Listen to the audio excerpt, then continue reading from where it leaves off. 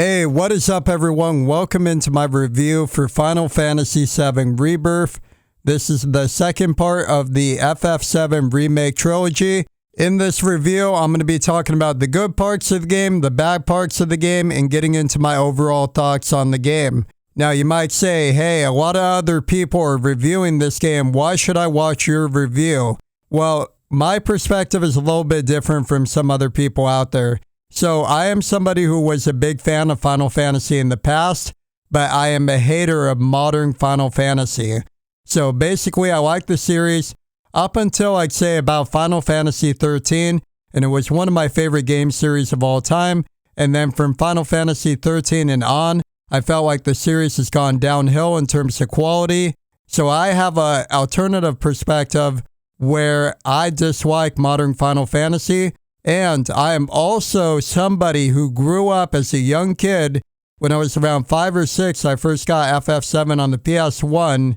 And basically, it was one of my favorite games ever growing up as a kid. And I played it all the time. And it has some of the best memories for me in gaming. So what does someone who hates modern Final Fantasy and got into RPGs with FF7 on the PS1 feel about FF7 Rebirth? Do I like the game? Do I hate the remake? Do I think it's okay? How do I feel about it overall? Watch this review to find out. Alright, so first off, the good things about the game. FF7 Rebirth has very high production values. The graphics are very good in the game. The music is really good. The game is very high budget, and it really shows. The character models are very good. The animations and the effects and the graphics are incredible. The graphics overall are very good in the game. A new thing they added in FF7 Rebirth was these open zone areas. They're a lot bigger than a lot of the areas in the original FF7 remake. And basically these areas have a lot more exploration to them, so that's another really good thing. The boss fights in the game have a lot of different mechanics to them that are very unique to different boss fights, so you got to fight the bosses very differently from each other, which is a really good thing about the boss fights in the game, and helps to make the boss fight stand out. Other good things are that the game's action RPG combat system does have some depth to it. You still got the ATB bar in battle, which fills up as you attack enemies, and then once it fills up, you can use an item, use an ability, or use spells, and you have to kind of strategize, what am I going to do with my ATB that I have? And you have to be very careful and make wise decisions. That is a really good part of the combat that does make you strategize, and it does add more depth to the combat of the game. Alright, now that I talked about some good things in the game, let's start talking about some of the bad stuff in FF7 Rebirth. And this game definitely has quite a few flaws, so we're going to get right into it right now. Alright, the first flaw of FF7 Rebirth is the open world zones. So the open world zones are good in that they have a lot more exploration. They're bigger areas, so you got a lot more to explore. However, the flaw starts happening when you look at the content the open world zone areas have to offer. So in my opinion, a game can kind of do one of two things. It can either copy what another game did and do it better, or it can do something completely original that almost no other game has done and stand out in that way. Now with FF7 Rebirth, I felt like for the open world zone areas, they kind of copied other games that were open world like Zelda Breath of the Wild and Assassin's Creed. And I say this because you got like towers on the map that you go up to, you activate them, and just like Breath of the Wild and Assassin's Creed, you activate those towers and then you can look at more of the map. More of the map of the open world zone area gets revealed when you take the tower. So basically in that regard, FF7 Rebirth is a copy of Zelda Breath of the Wild and Assassin's Creed. It basically copied that part from the open world parts of those games, and it put it into FF7 Rebirth. So because it copied those games, in order for this game to stand out, it needs to do what it copied better than the games it copied it from. And the problem is that FF7 Rebirth copies Zelda Breath of the Wild and copies Assassin's Creed with the towers to see more of the map, but it does it worse. It doesn't do it better than those games it copied it from. The problem is that in FF7 Rebirth, the towers, you just go right up to them, you fight a really weak generic group of enemies, you defeat them, and then you just take the tower and that's it. Now let's compare it to Zelda Breath of the Wild or Assassin's Creed. In those games, you had climbing mechanics, and because of that, every time you got to the towers, you had to like climb up the towers, and it was very interesting, and that presented a lot of different obstacles for the player to overcome. And because of that, taking the towers in those open world games were better.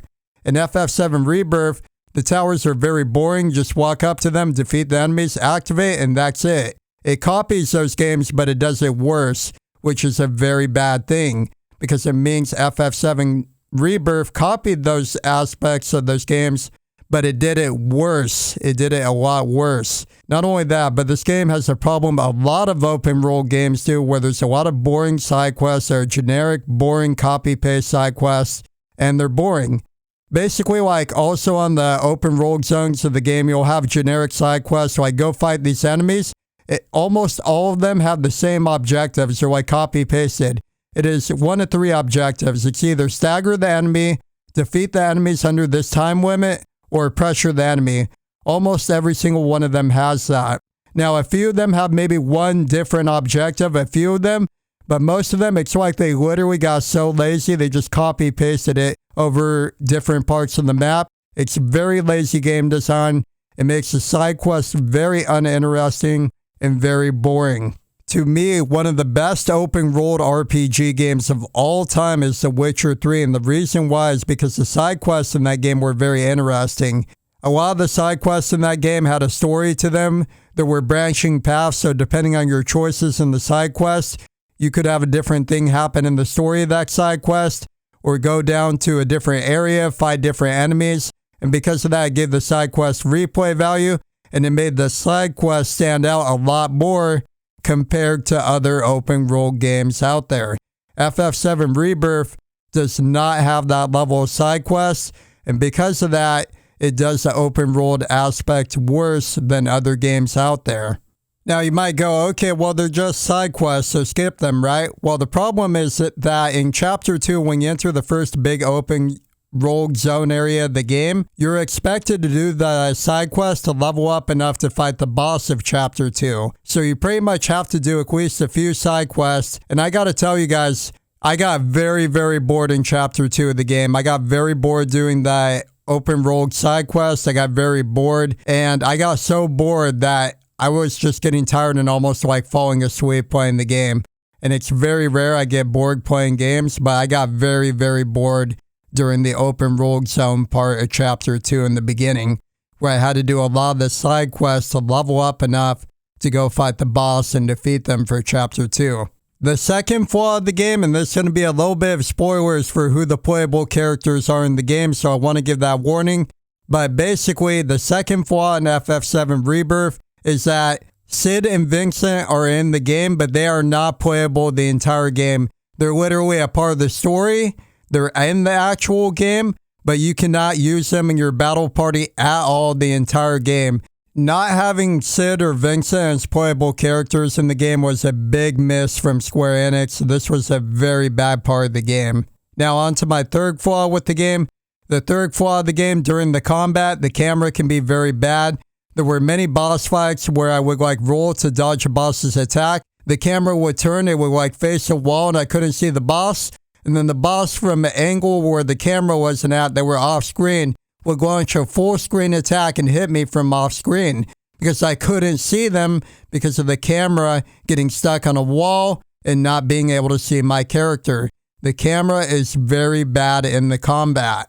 My fourth flaw with the game is that the Costa del Sol part of the game absolutely sucks in the remake in FF7 Rebirth. So when you get to there, in the original game, basically you kind of just bought some items, you saw a story scene or two, it was a quick like 10-minute visit, and that was it. In FF7 Rebirth, you're forced to do mandatory minigames to progress the story there, and some of the minigames are good, but some of the other ones you gotta do absolutely suck. Some of them are like playing a piano, some of them are like driving electric scooters and parking them in a certain spot. So like half of the mandatory minigames I had to do at that part of the game were not fun. And think about it, if you saw a movie and half of the entire movie sucked, would you feel like that's a good movie? No. And it's the same thing with the Costa del Sol part of the game. And it was not a good part of the game that they added. They should have took out the mandatory minigames from that part of the game, kept it very faithful to the original FF7 and just made it a quick area that you visited. You saw the story scenes and that was it. Instead, it turns into a part that's longer than an hour, doing boring mini games that you're forced to do to progress the story. This was another flaw and another thing I really disliked in this game. Fifth thing I really disliked about FF7 Rebirth, this game constantly forces you to use different characters at different parts of the story, and it's not like 1 or 2 times in the story or maybe 3. And because of that, you have very little freedom of who you can use in your party, and you're constantly forced to use certain characters that you might not like playing as. That's something I really hate in RPG games, is being forced to use certain party members, and this game did it non-stop throughout the game. Now, my next complaint with FF7 Rebirth, although I did like the boss fights and I felt like they had interesting mechanics, the bosses were just massive damage sponges. You had to do a ton of damage to kill them. And I was literally, using the accessibility, figuring out the boss's weakness, and then hitting them with their weakness non-stop. And even despite exploiting their weakness, I mean, these boss fights would take like 15 to 20 minutes. And the boss fights are not a walk in the park in this game. They're pretty tough.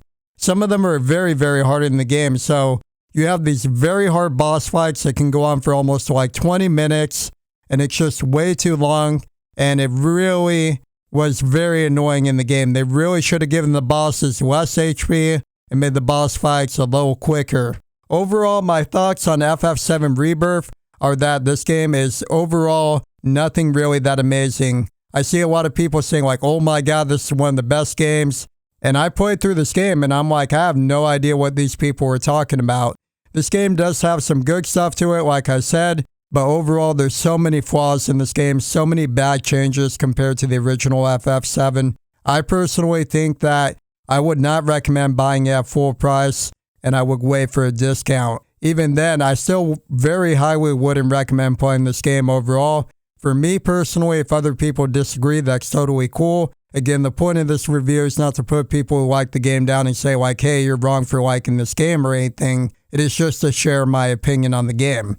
So overall, FF7 Rebirth, not really all that great.